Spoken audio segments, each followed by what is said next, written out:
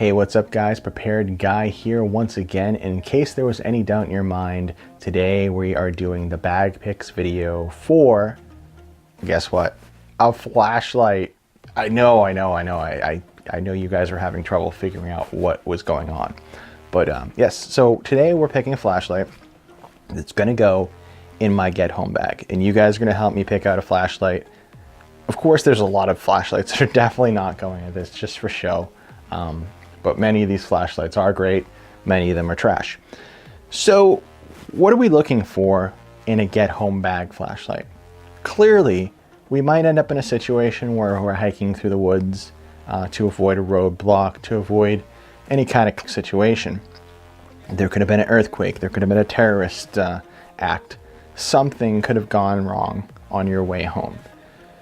What are you going to rely on in your bag that's going to be lightweight, simple for you to carry, versatile, something that's going to be able to ensure that its utility is at high value to you to put in your bag? So on the table in front of us, we have several different options. We have headlamps, we have little pocket flashlights, we have little hat flashlights, we have, the palm of your hand pocket flashlights. We go down all the way down to the miniest flashlight here, which is still 120, 130 lumens, and it's a nice bright flashlight. Good old Olights. So on the table, like I said, we have a lot of different flashlights. All right, guys, so taking a step back from all the crazy flashlights on that table, I've narrowed it down to 9 very specific lights in order of lumen output and battery type. Whenever you're choosing a flashlight, I specifically look for 8 characteristics. 1 is the lumen output, 2 is the battery type, 3 is the durability of the light, 4 is the size, 5 is the adaptability, 6 is the distance the light can be seen, 7, how long will the light last, and 8, what's the cost?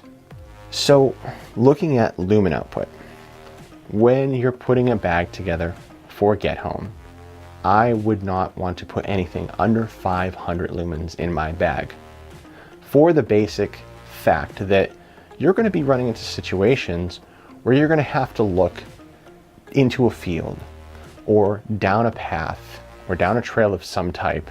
You're going to need to see any threats that are coming your way. You're going to need to see the obstacles that could be further out so that you can make a decision to go left instead of right. And being able to illuminate your surroundings is going to be crucial to getting home. Now remember guys, this is the key word, getting home. This is going to be a flashlight that will be going in your get home bag. This isn't going to be something for a bug out bag that you're going to need long term. This is going to be something that you need for 24 hours, maybe shorter, maybe longer, in order to get yourself from point A to point B. And that's the purpose of the get home bag. The get home bag is not a bug out bag. They are 2 completely separate bags. So I've narrowed it down to 8 specific characteristics that I look for in a flashlight for a get home situation. Now, number 1 is the lumen output. I made a note that I would not put anything less than 500 lumens in my bag because of the fact that you need to be able to see ahead of the game.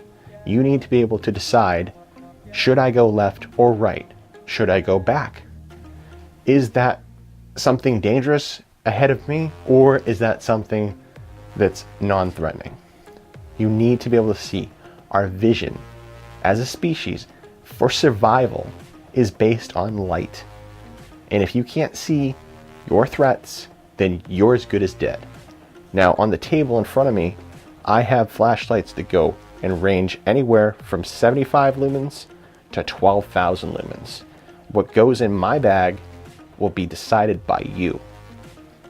The second characteristic in a flashlight that I look for is the battery type. Personally, since I've already have a battery pack with me to charge my cell phone and my watch, most likely I'm going to bring something that's rechargeable. Out of all these flashlights, there's only 2 of them that are rechargeable on this table, and that is the Olight Baton 2 and the Olight Marauder. Both of them I can charge several times, fully, completely, with my battery pack, and still have plenty of power left over to charge my cell phone and any other device that I brought with me.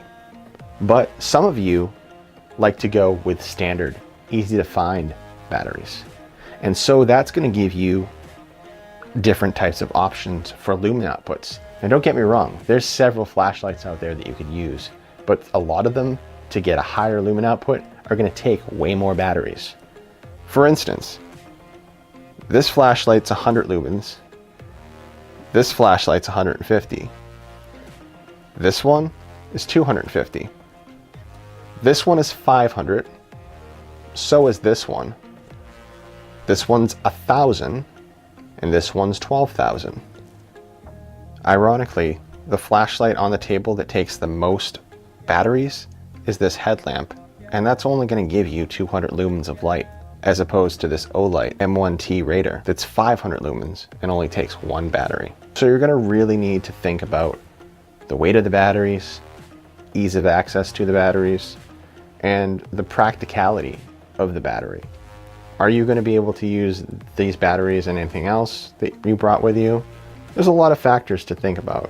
And personally, I just want to get home. I want to use what works. And what works for me and what works for you could be 2 different things. But remember guys, you're putting this flashlight in my bag. So I want to use what's going to work realistically for the scenario that we're given. Number 3, I want something that's sturdy. I want something that has good durability. Could I drop any of these flashlights and could they break? I'm pretty sure, after doing all the reviews on all the flashlights on this table, that they're going to be able to stand up to basic get-home situations.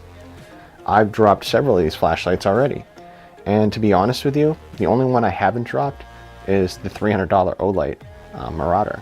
So, and I don't plan on dropping that because it's not probably going to go in my bag. 1, because it's extremely heavy.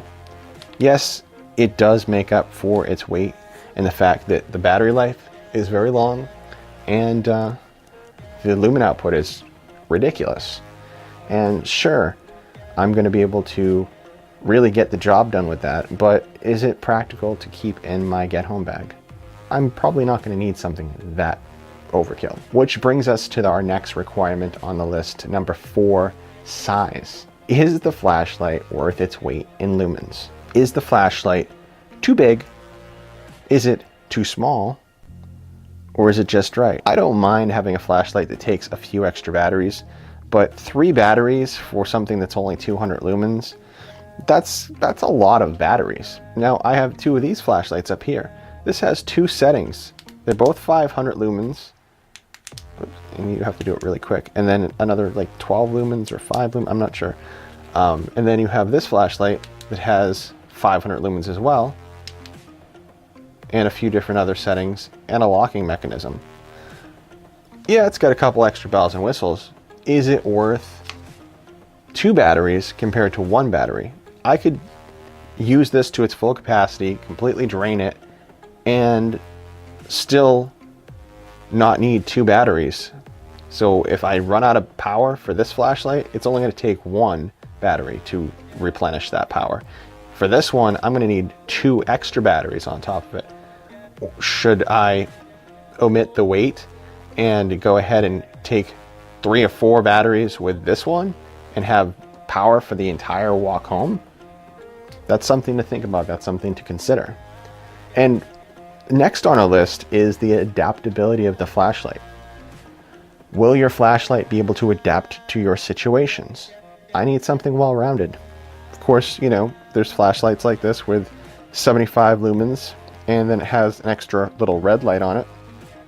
And you have another flashlight that has 150 lumens, a red light, and a blood fine UV light.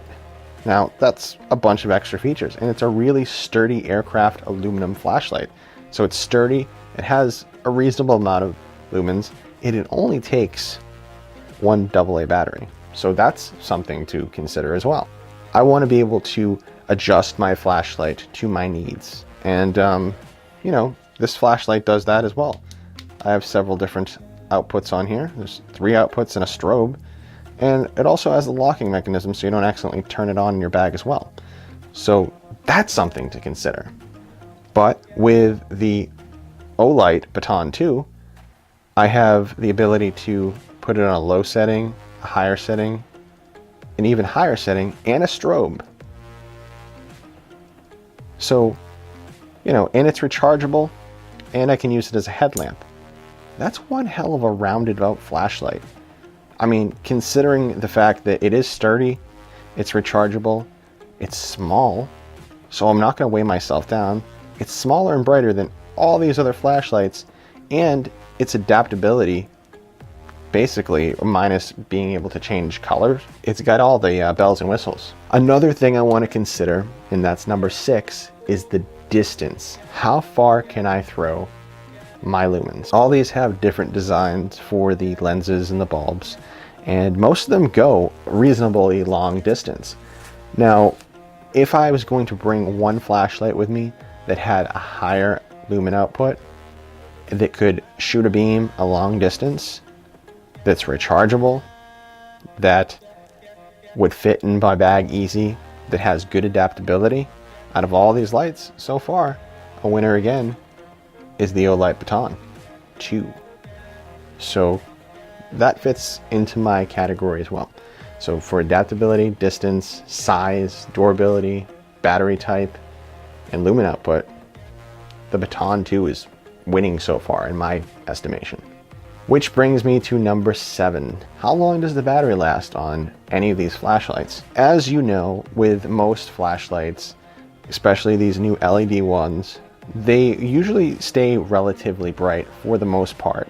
And as you use them, you'll notice the lumen output drops significantly as you use them. So I might have a 75 lumen light, but by the time that battery's at halfway point, I could have a 40 lumen light. Same thing goes with any of these flashlights except with the Olights. The Olights stay lit for a very long time, and once their battery's out, their battery's out, because I have a little dot up here that tells me, a little light right here, tells me exactly how many lumens, tells me exactly how many, it tells me exactly where I'm at with the battery. It turns red, it turns yellow or orange, and then it turns green when it's fully charged. So I have that ability with that flashlight. I don't have that with any of these other ones at all, except for the Marauder, which, like I said already, it's probably not going to go in my bag. Now, looking at these flashlights as well, we got to consider one last thing, and that's number 8. How much do these lights cost? And I'll give it to you in order. I think I paid about $12 for this one. This one came in a package deal, but relatively close to around $25 for this flashlight. This one was $20. This one was, I believe, $20 as well, or $15.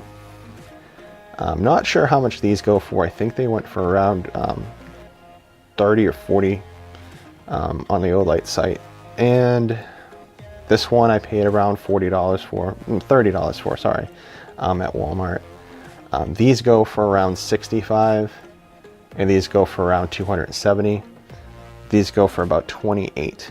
So for overall, most of these flashlights go for at least $20, between $20 and $40 for most of these. And then once you get into the higher end of the flashlights, for the better usability, better durability, better lumen output, you're going to end up spending more than $50.